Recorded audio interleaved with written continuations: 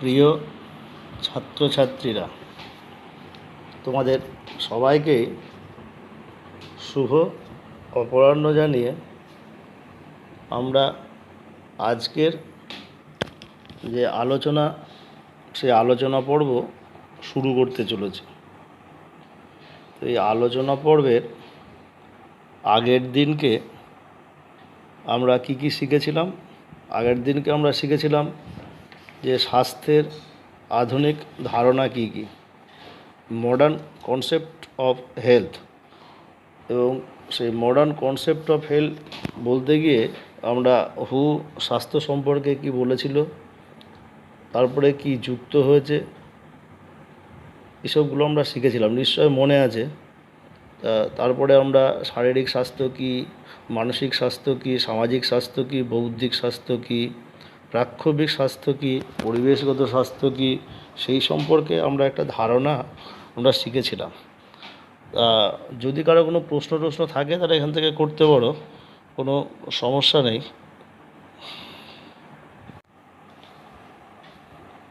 হ্যাঁ, প্রিয় ছাত্রছাত্রী, তো আজকে আমরা একটা নতুন জিনিস শিখব।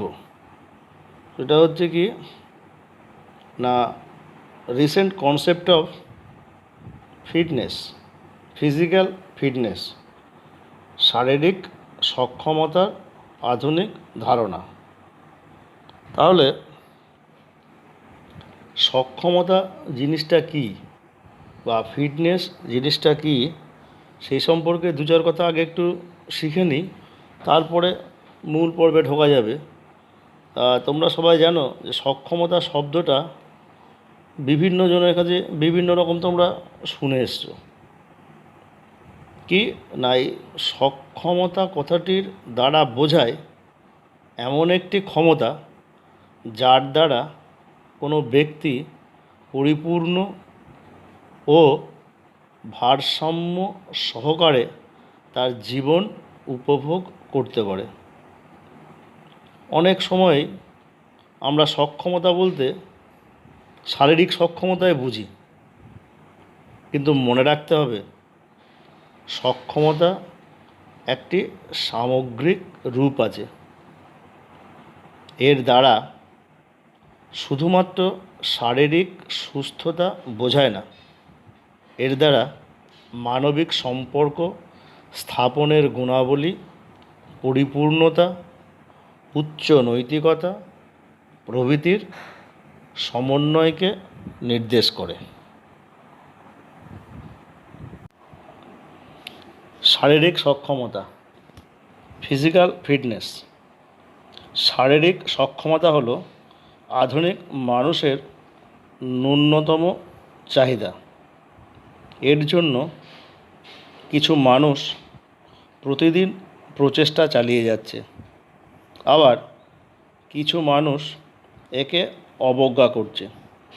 বিভিন্ন শিক্ষাবিদ, বিজ্ঞানী ও দার্শনিকবৃন্দ নানাভাবে শারীরিক সক্ষমতাকে সংজ্ঞায়িত করেছেন। নিক্সন, ক্লার্ক প্রমুখ শিক্ষাবিদ বলেছেন যে শারীরিক সক্ষমতা হলো একটি পারদর্শিতা যার দ্বারা মানুষ তার দৈনন্দিন কাজকর্ম সফল ও সক্ষমভাবে দীর্ঘ সময় যাবৎ চালিয়ে যেতে পারে এবং জরুরিকালীন অবস্থায় তার শরীরের উপর কোনো চাপ পড়লে তা সক্ষমভাবে মানিয়ে নিতে পারে। দি আমেরিকান মেডিকেল অ্যাসোসিয়েশন শারীরিক সক্ষমতা লাভের 7টি উপায়ের কথা বলেছেন। এগুলি হলো: 1 নম্বর, যথাযথ ডাক্তারি পরিষেবা গ্রহণ। 2 নম্বর, যথাযথ পুষ্টি। 3 নম্বর হচ্ছে দাঁত ও মুখের যত্ন। 4 নম্বর, নিয়মিত ব্যায়াম। 5 নম্বর, কাজ করে সন্তুষ্টি লাভ। 6 নম্বর, বিনোদনমূলক খেলাধুলো উপভোগ। 7 নম্বর, উপযুক্ত বিশ্রাম ও মানসিক স্থিরতা।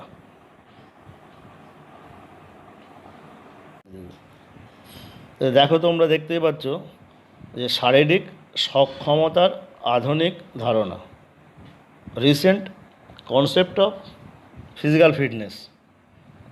এখানে কি আছে দেখো একটু।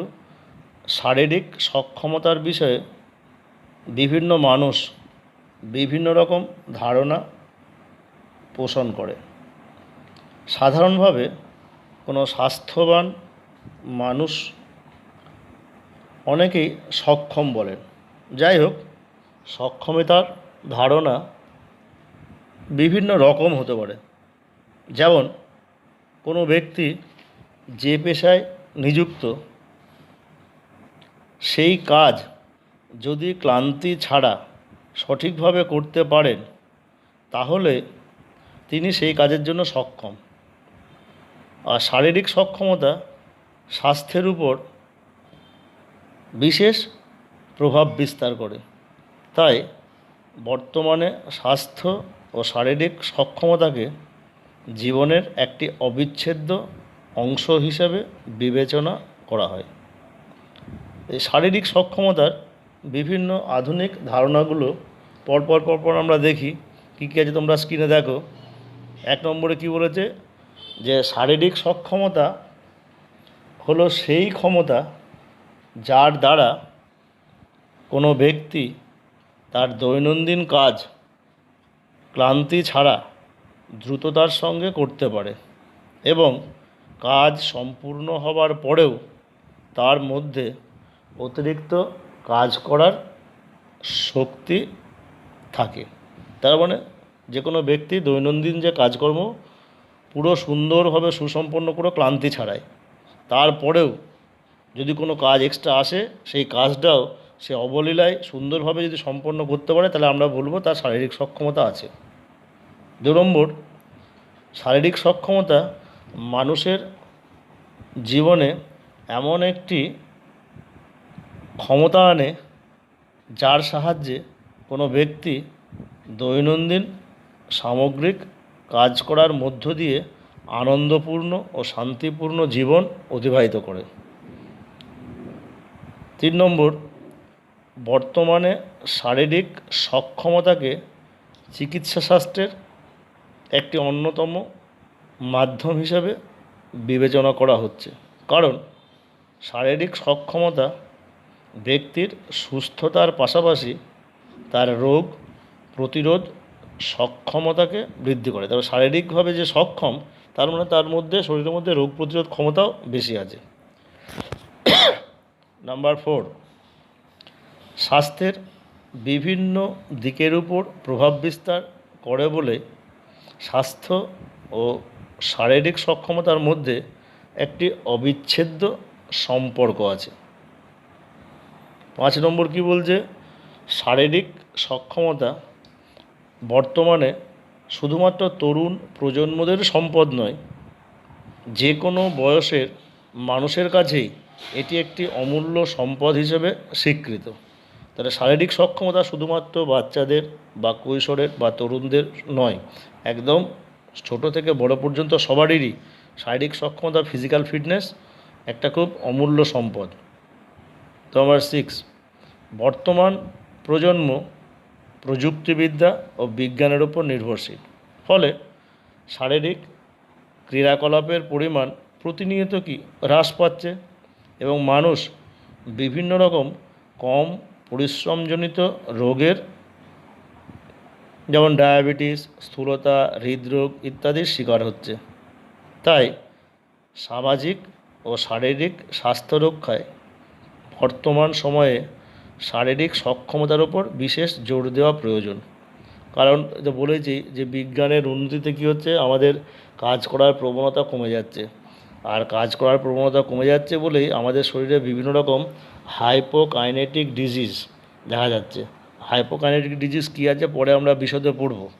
এখন শুধু এইটুকুই জেনে রাখো যে আমাদের অঙ্গ প্রত্যঙ্গের কম সঞ্চালনের জন্যই আমাদের দেহে যে সমস্ত রোগের প্রাদুর্ভাব দেখা যায় সেই সমস্ত রোগগুলোকে বলা হয় হাইপোকাইনেটিক ডিজিজ, যেমন ডায়াবেটিস, স্থূলতা, হৃদরোগ ইত্যাদি ইত্যাদি।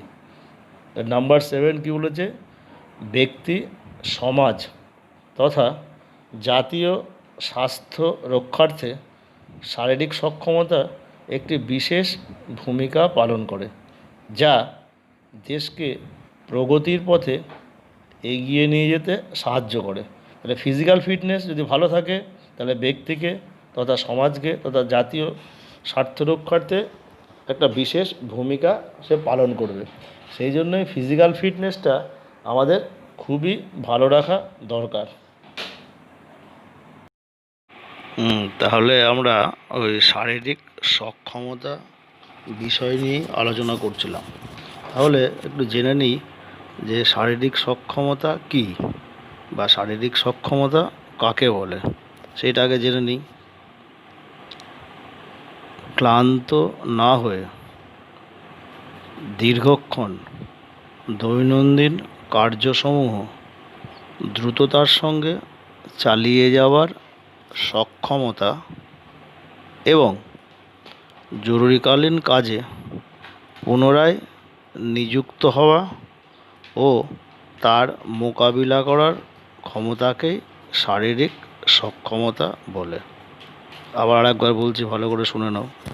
ক্লান্ত না হয়ে দীর্ঘক্ষণ দৈনন্দিন কার্যসমূহ দ্রুততার সঙ্গে চালিয়ে যাওয়ার সক্ষমতা এবং জরুরিকালীন কাজে পুনরায় নিযুক্ত হওয়া ও তার মোকাবিলা করার ক্ষমতাকেই শারীরিক সক্ষমতা বা ফিজিক্যাল ফিটনেস বলে। তো এই ফিজিক্যাল ফিটনেসটা বা শারীরিক সক্ষমতার যে উপাদান, সেই উপাদানগুলোকে মোটামুটি দুই ভাগে ভাগ করা যায়। তোমরা স্ক্রিনে দেখতেই পাচ্ছ যে শারীরিক সক্ষমতার উপাদানগুলোকে দুটো ভাগে ভাগ করেছে। এক নম্বর হচ্ছে স্বাস্থ্য সম্পর্কিত শারীরিক সক্ষমতার উপাদান, health related physical fitness components. আর দু নম্বরে হচ্ছে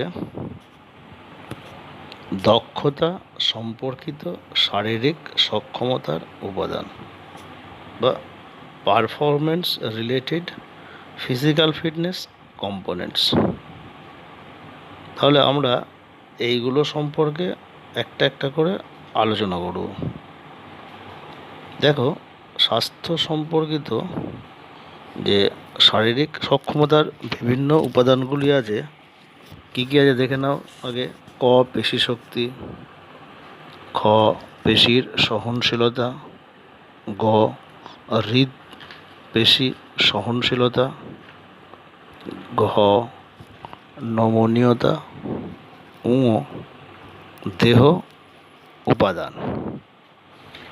এগুলোর ইংরাজি পেশি শক্তি যে মাস্কুলার স্ট্রেংথ, পেশির সহনশীলতা মাস্কুলার এন্ডিউরেন্স, হৃদ শ্বসনতান্ত্রিক সহনশীলতা যে কার্ডিও রেসপিরেটরি এন্ডিউরেন্স, নমনীয়তা ফ্লেক্সিবিলিটি, দেহ উপাদান বডি কম্পোজিশন।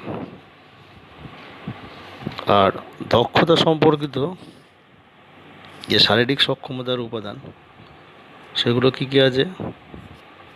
কয়ে আছে কি গতি, স্পিড। ক্ষয়ে ক্ষিপ্রতা, এজিলিটি। গ, ক্ষমতা বা পাওয়ার। ও, ঘ, সমন্বয় সাধন, কোঅর্ডিনেশন। ও, ভারসাম্য বা ব্যালেন্স। চ, প্রতিক্রিয়া সময়। এইগুলো সম্পর্কে অল্প অল্প 2-4 লাইন করে আমাদের লিখতে হবে। এখান থেকে অনেক প্রশ্ন আসতে পারে।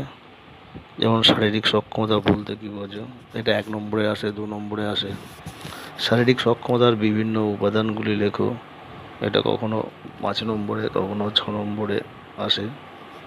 আবার এরকমও আসে যে স্বাস্থ্য সম্পর্কিত শারীরিক সক্ষমতার উপাদানগুলি কী কী তা আলোচনা করো, বা শারীরিক সক্ষমতা কাকে বলে 2 নম্বর। আর 5 নম্বরে দক্ষতা সম্পর্কিত শারীরিক সক্ষমতার বিভিন্ন উপাদানগুলি কী কী আলোচনা করো। এটা বললে প্রথমে যে শারীরিক সক্ষমতার কাকে বলে বলেছি ওইটা বলতে হবে, ওইটুকুর জন্য 2 নম্বর। তারপরে যেরকম চাইবে সেরকম লিখতে হবে। তা সে কীরকমভাবে লিখতে হবে, প্রথমে স্বাস্থ্য সম্পর্কিত শারীরিক সক্ষমতার উপাদান, প্রথমে লিখবে পেশিশক্তি, মাস্কুলার স্ট্রেংথ। এটা হাইফেন দিয়ে কী লিখতে হবে বলো তো, যে মাংসপেশি সংকোচনের মাধ্যমে বাধার বিরুদ্ধে কাজ করার সক্ষমতাকে শক্তি বলে। অর্থাৎ পেশি সংকোচনের মাধ্যমে উৎপন্ন বলকেই পেশিশক্তি বলে। এই শক্তির পরিমাণ পেশির প্রস্থচ্ছেদের উপর নির্ভর করে। পেশির প্রস্থচ্ছেদ যত বেশি হবে তত পেশি শক্তিশালী হবে, তত সংকুচিত জোরে হবে, তত পেশি শক্তি বেশি পাওয়া যাবে। বিভিন্ন ওজন তোলা, বাধা প্রদান করা বা কোনো বস্তুকে ধরে রাখা ইত্যাদি পেশিশক্তি বৃদ্ধির জন্য বিভিন্ন রকম ওয়েট ট্রেনিং করা যেতে পারে। বিভিন্ন রকম ওজন সহ ব্যায়াম করা, যেরকম জিমে গিয়ে ডাম্বেল বার বা বিভিন্ন রকম নিয়ে ওজন করা, সেগুলো করলে পরেই পেশিশক্তি আমরা বাড়াতে কমাতে পারি। যদি থ্রোয়ার হয় তাহলে হাতের পেশিশক্তি বাড়াবো, যদি জাম্পার হয় তাহলে পায়ের পেশিশক্তি বাড়াবো। এরকম যেখানে যেখানে দরকার সেই পেশিশক্তিগুলো আমরা বাড়াবো। তারপর হচ্ছে পেশির সহনশীলতা। পেশির সহনশীলতা কাকে বলে না, কোনো বাধার বিরুদ্ধে পেশির দীর্ঘ সময় কাজ করার সক্ষমতাকে সাধারণভাবে পেশি সহনশীলতা বলে। এটি পেশির এমন একটি সক্ষমতা যা সহজে অবসাদ আসতে দেয় না, আবার অবসাদ আসলেও সেই অবস্থা থেকে দ্রুত মুক্ত হতে সাহায্য করে। কাজের হার না কমিয়ে অনবরত শক্তি উৎপাদন করার সক্ষমতার জন্যই পেশির সহনশীলতাকে ক্লান্তি প্রতিরোধক সক্ষমতা বলা হয়। এই সহনশীলতা নির্ভর করে ব্যক্তির পেশিতন্ত্র, শ্বাসতন্ত্র ও সংবহনতন্ত্রের উপরে। এই পেশিশক্তি সাধারণত কাজে লাগে যে কোনো রকমের গেম, টেনিস খেলা, ফুটবল খেলা বা দূরপাল্লার দৌড়, এই সমস্ত ক্ষেত্রে দীর্ঘক্ষণ কাজ করার প্রয়োজন হয় এবং এই পেশির সহনশীলতা বা মাস্কিউলার এন্ডুরেন্স প্রয়োজন হয়। এরকম হৃদ শ্বসনতান্ত্রিক সহনশীলতা, এটা আবার কীরকম, এটা বলছে হৃৎপিণ্ড ও ফুসফুস দ্বারা শরীরের কার্যরত পেশিসমূহে অনবরত রক্ত ও পর্যাপ্ত পরিমাণ অক্সিজেন সরবরাহ করার সক্ষমতাকেই হৃদ শ্বসনতান্ত্রিক সক্ষমতা বলে। এই হৃদ শ্বসনতান্ত্রিক সক্ষমতা কোথায় লাগে না, হৃৎপিণ্ড ও ফুসফুসের একটা যৌথ সক্ষমতা, যেমন সাঁতারে বা ওয়াটার পোলোতে বা এরকম প্রচুর পরিমাণে হৃৎপিণ্ডের এবং শ্বসনতন্ত্রের সহনশীলতা প্রয়োজন হয়, সেই রকম ব্যায়ামের ক্ষেত্রে এটা প্রয়োজন হয়। আবার নমনীয়তা, এটা হচ্ছে ফ্লেক্সিবিলিটি। এটা কাকে বলে না, অস্থিসন্ধির সর্বাধিক সহনশীল মাত্রায় প্রসারণ হওয়ার সক্ষমতাকে নমনীয়তা বলে। নমনীয়তা বলতে সর্বোচ্চ সহনশীলতা প্রসারণকেই বোঝায়, সর্বোচ্চ প্রসারণকে নয়। বিভিন্ন রকম জিমনাস্টিক্স, সাঁতার প্রভৃতি খেলায় এই নমনীয়তা বিশেষভাবে প্রয়োজন। হচ্ছে দেহ উপাদান। শারীরিক সক্ষমতার একটি বিশেষ শর্ত হলো দেহ উপাদান। দেহের পেশি, অস্থি, কলা, যন্ত্র এবং ফ্যাটের পরিমাণ দ্বারা বিচার করা হয়। সাধারণত মানবদেহে সঞ্চিত ফ্যাট, ওজন ও অস্থির গঠনের উপর নির্ভর করে স্বাস্থ্য সম্পর্কিত শারীরিক সক্ষমতা। তাহলে এইগুলো হলো কি না স্বাস্থ্য সম্পর্কিত শারীরিক সক্ষমতার উপাদান।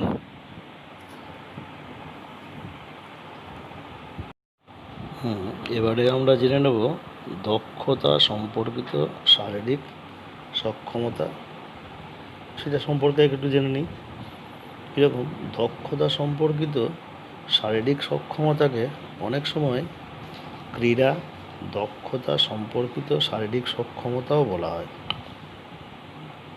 ক্রীড়াক্ষেত্রে বা পেশাগত কাজের ক্ষেত্রে বিশেষ দক্ষতা বা উৎকর্ষতা প্রদর্শন করতে এই জাতীয় সক্ষমতার প্রয়োজন হয়। উচ্চ দক্ষতা প্রদর্শন করতে হলে উপরে যে শারীরিক স্বাস্থ্য সম্পর্কিত যে সক্ষমতাগুলোর উপাদান বললাম সেইগুলো উচ্চ মাত্রায় প্রয়োজন হবে। আর ক্রীড়াক্ষেত্রে সফল হতে গেলে উচ্চ মাত্রায় হৃদ সংবহন শ্বসনতান্ত্রিক সহনশীলতা ও অবাধ ক্ষমতার প্রয়োজন হবে। এরই সঙ্গে দৈহিক উপাদানসমূহ আরও নির্দিষ্ট মাত্রায় থাকা প্রয়োজন। অর্থাৎ শরীরে ফ্যাটের পরিমাণ অতিরিক্ত হারে কমিয়ে উচ্চতার সঙ্গে ওজনের সামঞ্জস্য বিধান করা প্রয়োজন। দক্ষতা সম্পর্কিত শারীরিক সক্ষমতার ক্ষেত্রে পেশি সক্ষমতার উপাদানগুলিকে আরও উন্নত করার সঙ্গে সঙ্গে নতুন নতুন উপাদান সংযুক্ত করতে হবে। এগুলি হলো ক্ষমতা, গতি, ক্ষিপ্রতা, ভারসাম্য, সমন্বয় ক্ষমতা ইত্যাদি। যেহেতু সকল ব্যক্তি একই ক্রীড়ায় অংশগ্রহণ করে না বা একই পেশাগত কাজ করে না, তাই তাদের সকলের দক্ষতা সম্পর্কিত শারীরিক সক্ষমতার সব উপাদানগুলির প্রয়োজন হবে তা ঠিক নয়, তাই না? এই জন্য দেখতে হবে নির্দিষ্ট ক্রীড়ায় বা কাজের শারীরবৃত্তীয় জীব বলবিদ্যাগত ও প্রশিক্ষণগত চাহিদাগুলো কী। তাহলে আমাদের যে দক্ষতা সম্পর্কিত বিভিন্ন উপাদানগুলো আছে শারীরিক সক্ষমতার, সেই উপাদানগুলি সম্পর্কে একটু একটু জেনে নিই কী কী। প্রথমে কি বললাম? গতি। গতি কি না যথাসম্ভব কম সময়ে দ্রুত অঙ্গ সঞ্চালনের সক্ষমতাকেই সাধারণ অর্থে গতি বলা হয়। তাহলে গতিটা কি না একক সময়ে অতিক্রান্ত দূরত্ব। তাহলে আমাদের ক্রীড়াক্ষেত্রে বিভিন্ন যে গতি সঞ্চালনমূলক কাজ, সেই সব কাজগুলোর সুনামের সঙ্গে সম্পন্ন করতে গেলে গতির ভূমিকা অনস্বীকার্য। স্বল্প পাল্লার দৌড়ের ক্ষেত্রে বা বিভিন্ন রকম ক্রীড়াক্ষেত্রে গতি একটি প্রয়োজনীয় উপাদান, যার উপর ভিত্তি করে তার দক্ষতা কমে বা বেড়ে যায়। এরপরে আসছে কি? ক্ষিপ্রতা, এজিলিটি। ক্ষিপ্রতা বলতে গিয়ে তোমরা নিশ্চয়ই দেখেছো ছোটোবেলায় আলুদৌড়, শাটল রেস, এগুলো সবই হচ্ছে ক্ষিপ্রতার বহিঃপ্রকাশ। খুব দ্রুততা, সক্রিয়তা ও সঠিকভাবে দিক পরিবর্তনের ক্ষমতাকে ক্ষিপ্রতা বলে। গতি সঞ্চালনমূলক খেলাধুলার ক্ষেত্রে ক্ষিপ্রতা বিশেষ একটা ভূমিকা পালন করে।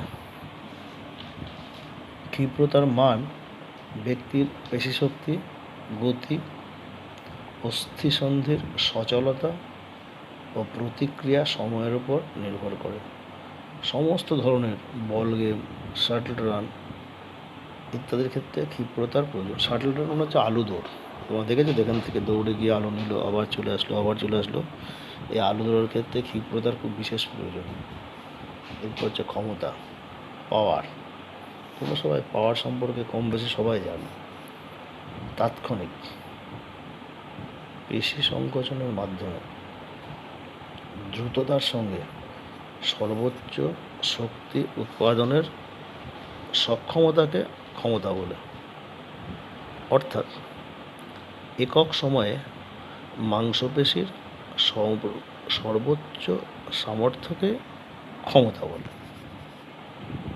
ক্ষমতা পেশিশক্তি, গতি, অস্থিসন্ধির সচলতা, প্রতিক্রিয়া সময়ের উপরে নির্ভর করে।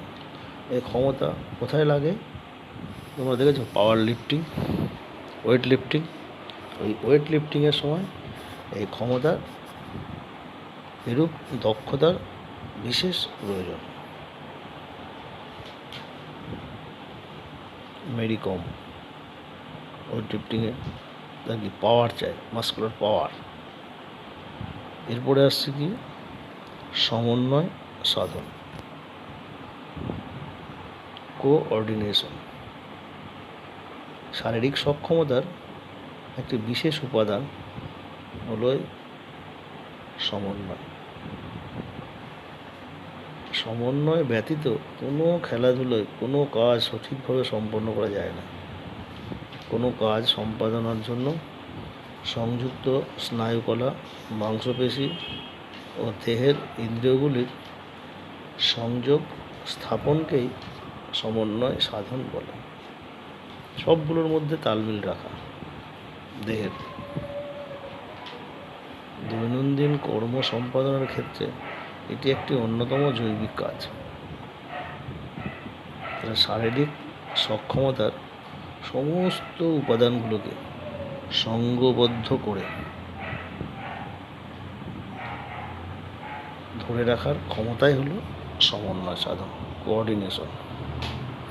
বিশেষ করে একটা সমন্বয় সাধনের কথা তোমরা প্রায় শুনে থাকবে, যেটা গ্রুপ অ্যাক্টিভিটি, ক্যালিস্থেনিক্স বা জিমন্যাস্টিক্সের সময় বিশেষ প্রয়োজন হয়। সেটা হচ্ছে নিউরো মাস্কুলার কোঅর্ডিনেশন, নার্ভ ও পেশির সমন্বয় সাধন। ক্রীড়াক্ষেত্রে প্রায় সব খেলাধুলোর ক্ষেত্রেই এরূপ সমন্বয় সাধন অবশ্যই দরকার, না হলে পরে কোনো ক্রীড়ায় পারফেকশন আসবে। এরপরে আসছে কি, এরপরে দেখা আসছে ভারসাম্য, ব্যালেন্স। তোমরা দেখেছো জিমন্যাস্টিক্সে একটা ব্যালেন্সিং অ্যাক্টিভিটি থাকে, নিশ্চয়ই দেখেছো। একটা লম্বা একটা কাঠের উপরে একটা কম্পিটিটরস বিভিন্ন রকম অ্যাক্টিভিটি কাঠের উপরেই দেখাচ্ছে। এটা কিছুই না, এটা হচ্ছে ব্যালেন্সিং অ্যাক্টিভিটি, হরাইজন্টাল বার। তাহলে যে কোনো অচল অথবা সচল অবস্থায় বা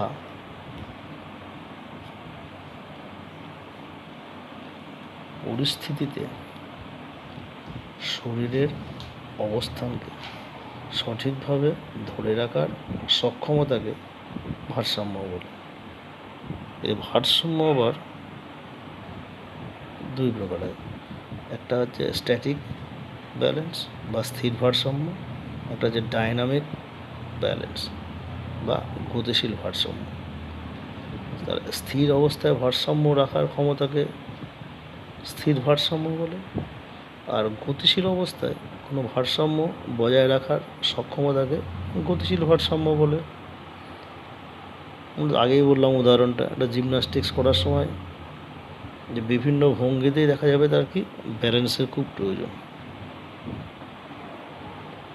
তাহলে ব্যালেন্সিং বিমে বা যে কোনো জিমন্যাস্টিক্স করতে গেলে তার ভারসাম্য বা ব্যালেন্স খুব দরকার। যার যত বেশি ব্যালেন্স ভারসাম্য হবে সে তত বেশি সেই অ্যাক্টিভিটিটা সুনিপুণভাবে সুসম্পন্ন করতে পারবে। সেই জন্য এই ব্যালেন্সটা কিন্তু খুব একদম এসেন্সিয়াল, ব্যালেন্সটা।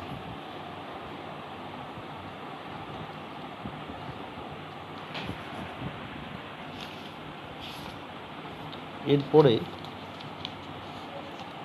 আমরা কী করব না, প্রতিক্রিয়া সময়, রিয়াকশন টাইম। এই রিয়াকশন টাইমটা তোমরা সবাই দেখেছো মনে হয়। রিয়াকশন টাইম উদ্দীপনা শুরুর সংকেত ও উদ্দীপনায় সাড়া দেওয়ার মধ্যবর্তী সময়কেই প্রতিক্রিয়ার সময় বলে। প্রতিক্রিয়ার সময় যার যত কম হয় গতিশীল খেলাধুলায় সে তত পারদর্শী হয়। এই প্রতিক্রিয়ার সময় খেলোয়াড়দের পেশিশক্তি, গতি, অস্থিসন্ধির সচলতার ওপর নির্ভর করে।